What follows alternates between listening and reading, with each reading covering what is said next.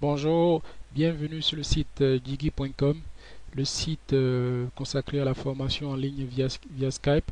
Donc la formation pour s'initier à la programmation en Java, s'initier à la programmation Java pour le mobile avec Android, s'initier à la programmation Java pour le web avec du J2E et apprendre le web standard en fait avec du HTML, CSS et JavaScript.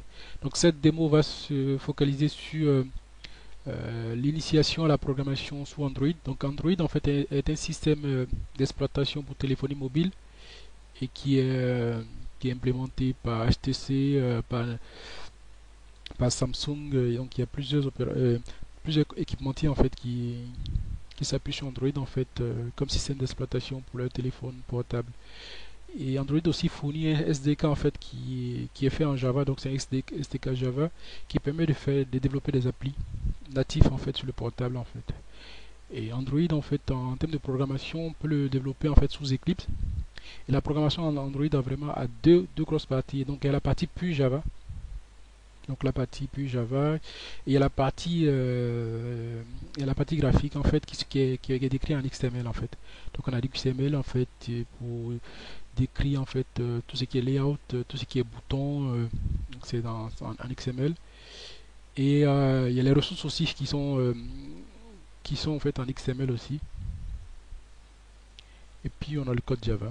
Donc le code Java s'appuie en fait sur le SDK d'Android.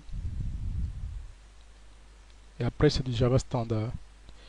Donc je vais en fait lancer en fait l'exécution de cet exemple. On va voir le résultat. Donc lorsque je lance la compilation, la compilation en cours, et le programme va s'exécuter en fait sur un émulateur. Donc la programmation avec Android sous Eclipse est proche de la réalité. Donc lorsqu'on fait le code en Java pour la partie en gros intelligente, pour la partie graphique on le fait en XML. Et lorsqu'on fait la compilation, on a le rendu en fait sur un émulateur. Donc ici c'est un émulateur pour HTC. Donc la compilation en cours et après la compilation on aura le résultat. Donc c'est vraiment un exemple basique que je veux présenter. C'est juste pour présenter en fait en quoi consiste la programmation avec Android. Donc lorsqu'on fait ce projet, on le compile en fait sous Eclipse. Et bon, lorsqu'on est satisfait du résultat, on le transfère sur un téléphone portable pour vérifier que ça marche réellement. Parce qu'il y a des fonctionnalités comme le fait de faire vibrer le téléphone, le fait d'utiliser en fait tout ce qui est reconnaissance vocale. C'est pas possible de le faire avec l'émulateur. Donc il faut le faire réellement avec un téléphone portable. Donc je vais voir le résultat. Voilà. Donc l'application s'est lancée. Donc on m'affiche un message formation Java Android. Et on me propose un bouton Start pour commencer. Donc je lance le bouton Start. Donc on aura deux boutons qui viennent de s'afficher. Donc l'application est simple, c'est une application basique avec deux boutons. Un bouton qui permet d'afficher le plan de la ville de Paris, puis un autre qui affiche le plan de la ville d'Abidjan. Donc lorsque je clique sur plan de la ville de Paris,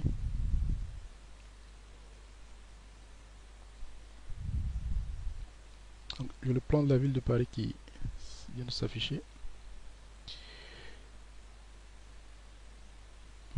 Donc avec la métro, donc ça n'est pas loin de la Tour Eiffel.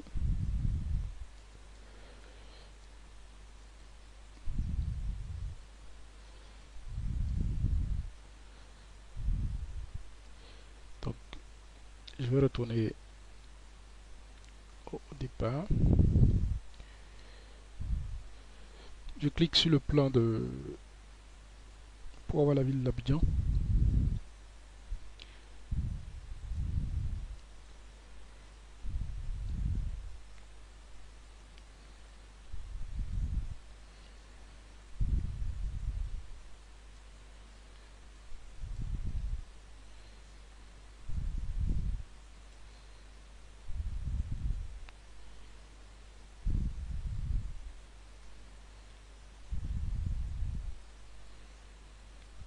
Donc ça c'est le plan de la ville d'Abidjan. Donc c'est vraiment une application basique. C'est juste pour présenter en fait comment avec Android on peut utiliser en fait les fonctionnalités du téléphone portable comme la géolocalisation. Donc je vais en fait passer au code en fait. Concrètement, qu'est-ce qu'il y a derrière ce code-là? Donc comme je l'ai dit, en fait, il y a deux parties. Il y a la partie Java et il y a la partie XML. Donc la partie XML en fait contient en fait tout ce qui est rendu graphique, tout ce qui est bouton, tout ce qui est layout. En fait, layout c'est le positionnement des différents composants sur l'écran. Et donc tout ça c'est défini dans le XML en fait. Et tout ce qui est code en fait c'est fait là en fait. Donc là pour comprendre en fait ça en fait le point d'entrée en fait de l'application c'est là en fait. Donc c'est là. Donc c'est la classe qui s'appelle animation. Donc c'est là qui se trouve le main en fait. Donc c'est le point d'entrée. Et donc lorsqu'on ouvre en fait cette classe, donc on a une méthode onCreate. Donc c'est là en fait que tout se fait en fait. Donc c'est ici qu'on instancie tous les boutons, tous les composants.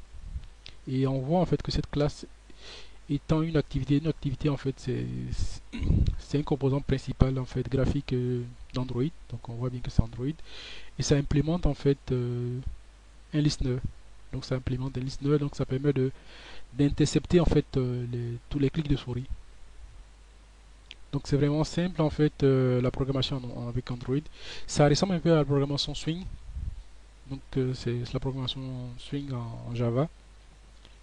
Donc du code Java et du XML pour instancier en fait les composants graphiques. Donc si vous voulez en fait comprendre tout ça en fait comment marche Android, comment utiliser en fait par exemple la géolocalisation, et le point de rendez-vous c'est le site digi.com. C'est une formation en ligne avec Skype, donc on n'a pas besoin de se déplacer. Donc avec Skype, on se connecte, on fait la formation directement par partage d'écran. C'est vraiment simple. Avec Android aussi, on peut en fait même faire des applications qui exploitent en fait tout ce qui est réception d'appels. Donc on peut même simuler en fait, on peut simuler en fait un appel en fait.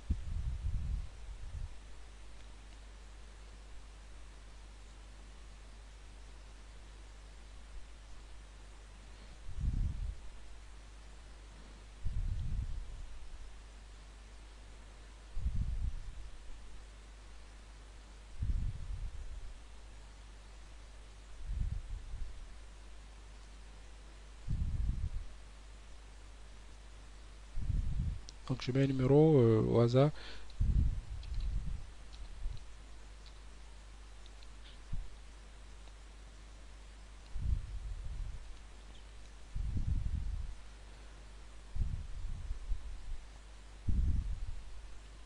Donc je viens de recevoir un appel.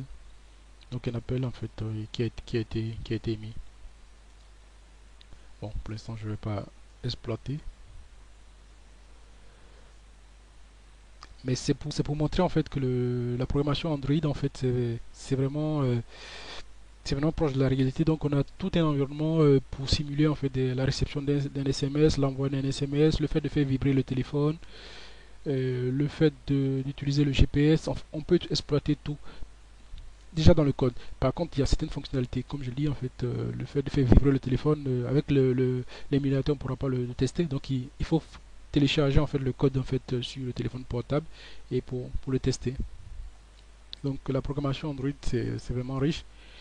Et donc rendez-vous sur digi.com. Et puis si vous êtes intéressé d'abord par la programmation Java pour comprendre les bases de la programmation. Et puis en fait après la programmation mobile. Donc je suis disponible pour vous aider. Merci et à bientôt.